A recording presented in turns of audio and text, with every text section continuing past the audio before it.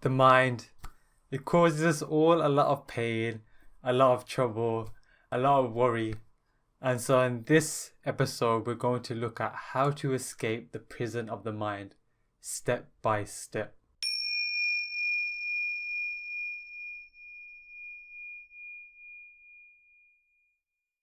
The mind, it's a great tool, but most often we live by its limitation. And this limitation comes through our identification of the mind and with the mind. And this identification, it happens at many levels. Like initially you may see yourself as the thoughts in your head. You may think, oh, this is actually me. Or even this body is like, oh, I am this body. And then there comes the subtler forms where you kind of think that, okay, I am the higher self, or I am my soul, I am this energy. However, these are all still identifications and limitations, which we'll discuss further as we go through the stages. But these are all limitations, and I love this kind of like quote on question I had a while ago, which is, if you observe something, then how can you be it? Like if you're observing a bench, that means you're not the bench. If you're observing your thoughts, that means you're not your thoughts. If you're having a astral experience, or if you're experiencing yourself as the soul, then you can't be the soul because you're witnessing it. So then what are you? And this is kind of the age-old question that was brought forward by Ramana Maharishi with self-inquiry, which is the who am I question. And he describes actually that the root of identification, and in this context limitation, is the I thought. And it's the original thought that arises that creates this sense of a separate self. And there's many different paths when it comes to spirituality, when it comes to yoga, and a lot of the time we're going towards the same destination, and this destination is known in what some terms as sahaja, or your natural state, full consciousness. And it's this state where you kind of return to yourself in your absolute nature. Now, what the hell does that mean? What it really means is disidentification with a separate self, disidentification with your personality, with your mind. And this doesn't mean discarding. It's not the same as discarding. It means unentanglement. So that way you can, use your mind, use your personality, but you're not controlled by it. You're not at the mercy of it.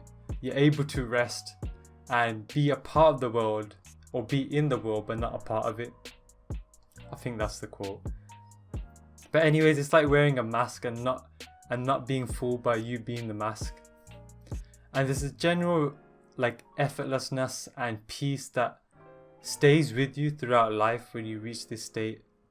Anxieties, fears and things like that, yeah, they may come up, but it doesn't disturb your silence. And that's really the magic of escaping the prison of the mind, that you can actually be yourself, your natural self. You can trust life and unfold like the beautiful flower that you are. And so in this approach, this step-by-step I'm describing, it's more of a direct approach, and it's based on the levels of consciousness, which was originally created by David Hawkins, and many have adopted to and used in different ways. But the method that we're going to look at is the one developed by the New Humanity Life Academy, which is the levels of consciousness, but specifically geared towards self-realization. The interesting fact is that there's many systems that look towards enlightenment and self-realization. Some have 7 stages, some have 4 stages. We've got the yoga side, we've got the Tibetan culture, the Sufism. They're all describing a certain levels of stages, but obviously the end goal is the same. And the beauty of the levels of consciousness map is that you can overlay all of these systems onto the map, and you can see that where each stage described in other systems actually unite together in this map, which is the levels of consciousness. And finding this roadmap was really important for me in my journey, because of the fact that I reached a point where I really didn't know what I was doing. Like, I was doing certain practices, but I didn't know what the next step was that I was trying to reach, or what the most effective practice was for me right now. And for those of you that are experiencing the same thing, like, I want you to know for sure that there is a methodical approach.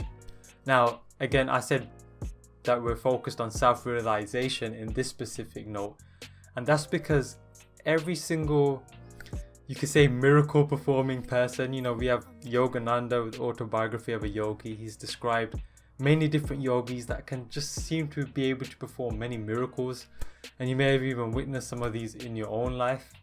But they always note that the most important thing is not what you're able to do, not what abilities you have, not being psychic, not raising your kundalini and unlocking quote unquote these magical powers, or, you know, being this in the astral all the time. It's realizing your true nature, your God nature, and really seeing that there's no more separation. And so this approach of the levels of consciousness actually combines a few different yoga styles. And, you know, yoga means union, just another one. And the yoga styles it combines are, it's pretty much a mix of Raja Yoga, which focuses on meditation, Jnana Yoga, which is the yoga of knowledge or self-knowledge specifically, and a sprinkle with a bit of Bhakti Yoga. And with this approach, we've got a bit of everything so it can be molded for the person, because everyone's got their own unique recipe. And so, for example, some people who are more heart-centered may prefer to do more devotional type practices when it comes to self-realization, and those who are more logical may like to do more of the self-inquiry, which was introduced by Ramana Maharishi. Nonetheless, yoga, the levels of consciousness, is a scientific approach. So that means there's a system in place, there's stages in place that we follow step by step by step, which have been developed over, you know, thousands and thousands of years. And so if you yourself are someone like, okay, what am I supposed to do, or what's next, or how do I know if I'm progressing, I just want you to know that there is a systematic approach to this ancient science of yoga and spirituality. Okay, so beginning with escaping the prison of the mind, stage number one is developing your focus. Now, you can't go anywhere, you can't do anything until you develop your focus. It's kind of like, okay, we're going to go on a journey on a horse, but first we need to get the horse strapped and focused, and we need to tame the horse so we can actually ride it further along our journey.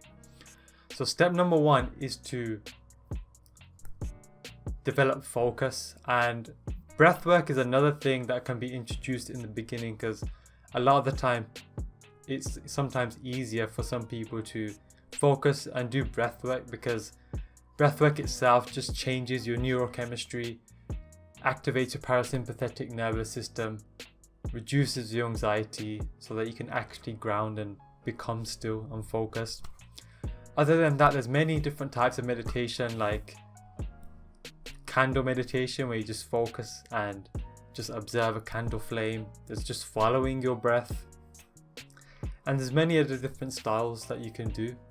And so this first stage gives us the freedom of being able to actually focus. Like, instead of your mind just being like a monkey dancing everywhere, anxiety here, anxiety there, you're actually able to consciously, with intention, focus your mind.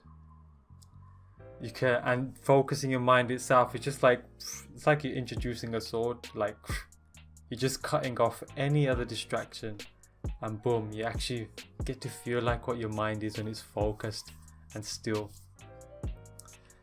Then step number two is when we come to emotional healing.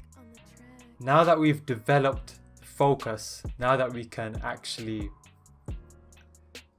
still our mind, that means we can actually go further, ride the horse to the next step, which is healing our emotions or trauma or subconscious deprogramming. Now I've got a whole playlist on that, and even a freebie, emotional healing bundle, which takes you through steps on how you can do this emotional healing.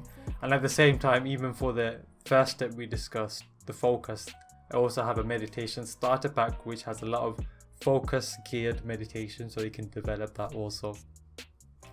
The emotional healing lets us remove a lot of the heavy baggage that we hold. A lot of the times we become so used to this baggage. I remember when I went to I was doing the Duke of Edinburgh, which is this like kind of like hike thing that you got to do. There's an expedition in there, and I just had this heavy rucksack. Like, I did not know what I was doing, and I just packed loads of tins of beans, which was just super heavy in my rucksack. And by the end of the Duke of Edinburgh, like, I couldn't really feel the weight of the rucksack. But when I came home, I took the rucksack off. I woke up the next day, my traps were just swollen, and that was when I realized that, whoa, I was holding this heavy weight and I didn't even realize. And this is the same thing that happens with our heavy emotions. We go through so much at a young age that we just become used to it and we don't realize the baggage we hold. And the thing with self-realization is that you're becoming present to the moment, and as you become present, you're going to see all of the baggage you're carrying. And so the next best step is to do some emotional healing. And what this creates is an inner space, like you start to feel more space within you and you start to feel a lightness. And so this is like the next degree of freedom, that you actually feel this lightness, you actually feel this, for the first time you feel lighter, and maybe even like as light as you initially felt as a kid, like that starts to get reintroduced. And as you feel lighter, automatically your focus improves, automatically you have more energy, automatically you're just more resilient, and your ability to even handle stress increases, and you almost develop this capacity to hold a lot more emotions, which is a freedom of itself. It kind of reminds me of responsibility. Like, a lot of the times we shun away from responsibility, but in a sense, the more responsibility you're able to take, the more freedom you're able to have. And so that's the next stage. And an important point I wanted to note is that although we're moving on to the next stage, it's not that we stop working on our focus or emotional healing. It's that the focus is like the base of the pyramid. Then we have the emotional healing, which is like the next step on the pyramid, and it builds on top of each other. And from time to time, we would have to go back to focus again on emotional healing, because we've got a lot there. But in terms of the most efficient course of action, we just divert our focus for now to the next step. And so the next step is energy work. So now that we've released a lot of the density of the heavy emotions, we're able to experience more subtler emotions. And a lot of the times with energy work, that energy we feel is a very light in vibration. And this is actually the main reason, or the main pitfall, to why I feel a lot of people may shun spirituality originally, and why I did also, in the sense that I was hearing a lot about this energy stuff, but because I wasn't experiencing it, I thought it was kind of a bunch of baloney, to be honest. Like, I thought it was just people just believing that there's this energy. Like, I didn't really think they were actually experiencing it. And the reason for that was I wasn't light enough to experience those emotions or those subtler vibrations. And so the next step is coming to energy work. Now, this is where we kind of connect deeper with our higher self, and we ground more into our heart and awaken and open our heart. And as we do so with this energy work, which a lot of the time can be a mixture of things, working with your energy centers, your chakras, your kundalini. The violet flame is a great one for that is introduced in the Ascension teachings, and the pink light, another great one for opening up the heart. And as we do this energy work and we use these various types of practices, we start to awaken and open the heart a lot more. And as that happens, we get to know these blissful vibrations. We get to feel this unconditional love, feel the connectedness with everything and with the planet. And that kind of is like the first sense of being impersonal that we get. Like we just feel connected as one with the planet. And so as we do that, we get to for the first time again, instead of focusing and using the mind, we get to ground ourselves into the heart and access a deeper wisdom that is already within the heart, a wisdom that's intuitive, a wisdom that is non-linear. There's no logic behind it, but it seems to be right, it seems to be true. And we get to start to tap into our intuitive ability. And so that's the next degree of freedom. We get to free ourselves a bit more from the mind. We get to enjoy these blissful vibrations, and we get to experience intuition and the magic of it. We get to allow life to show us that we can trust life instead of having to figure everything out ourselves. And again, with the energy work, there may be certain emotional healing that still needs to be done. So again, the emotional healing aspect we keep referring back to, and actually we do definitely refer back to into the next step, which is the Enlightenment teachings and consciousness development. So only now is it effective to actually focus on more of the Enlightenment teachings that are already out there, like focusing on awareness and presence, the power of now. And this was also a struggle that I went through. Like I would go to the Enlightenment teachings, and a lot of these teachers would kind of just ignore energy work, ignore kind of emotional healing to a degree, and just focus on being present, or focus on non-duality, neti, not I'm not this, not that. And I kind of discussed this in my other video, non-duality philosophy versus non-duality reality, where it becomes a psychological thing and it can cause detriment to you psychologically.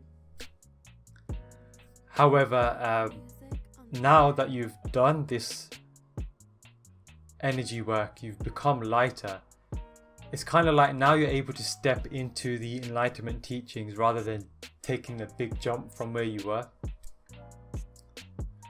And so now we can step into the more non-personal aspects of ourselves.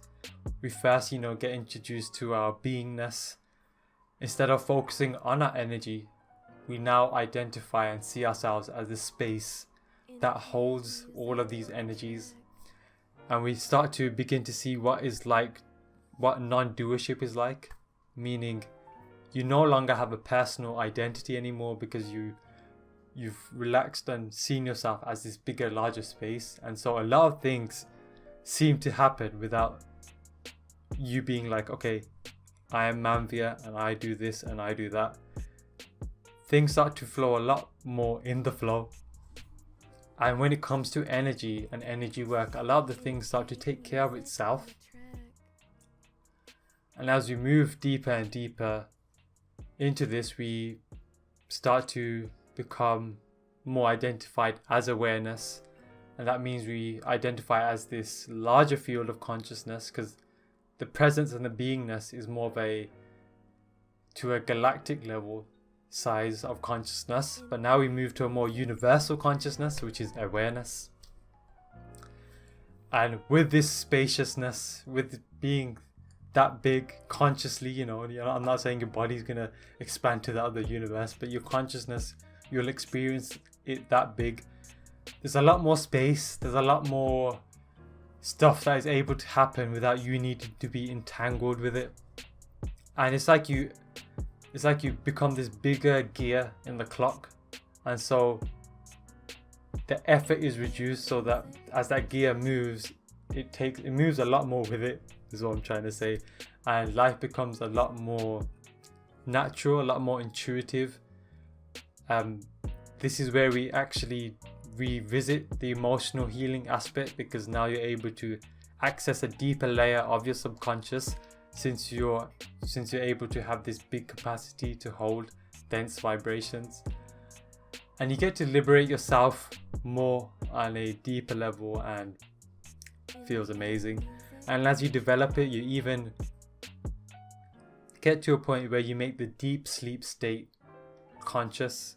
You awaken your deep sleep state. So imagine how restful deep sleep feels, and imagine how it would feel to have your deep sleep there instead of when you go to sleep, but have the deep sleep there as you're living your day consciously. Imagine how restful it then becomes to live life. And as I make my journey through this, the greatest gift I've felt is that I just feel more natural, more like myself, quote unquote. Like, allow my characteristics, allow my abilities just come through naturally, and life just becomes a lot simpler to live. I do the same exact things I would do normally, but it just feels an infinite amount easier and natural, almost like it's happening by itself, in the sense that the freedom that this level gives you is that you're able to stay as the cinema screen and let the cinema movie play out itself. Meaning since now you've released your identification to such a large degree, or you release the entanglement with your identification, you're able to sit in the stillness that is behind everything. You know, it's like when you have a deep ocean, you may be swimming at the top of the ocean, making lots of racket, there's boats flowing, but as you go straight to the depth of the ocean, it's still completely still. And so this is the freedom that this level, this stage gives you. And so that's it. That's the overview of how you escape the prison of the mind step by step. First, you need to develop your focus. Then we move to emotional healing. Then we can do some energy work. And then finally, we're able to visit the Enlightenment teachings, which is seeing yourself as the awareness that encompasses all your experiences. Similar to like when you have a book, you see the writing on the page, the black ink. The awareness is like the white page that kind of goes unnoticed, but it's always there. And we discussed the levels of consciousness a bit, and how this overview is the direct approach, and how it combines a few different styles of yoga, which is science with a systematic approach. So I trust this served you well. If you had any questions after this overview, do share them in the comments below. And of course, like, subscribe, and see you in the next video.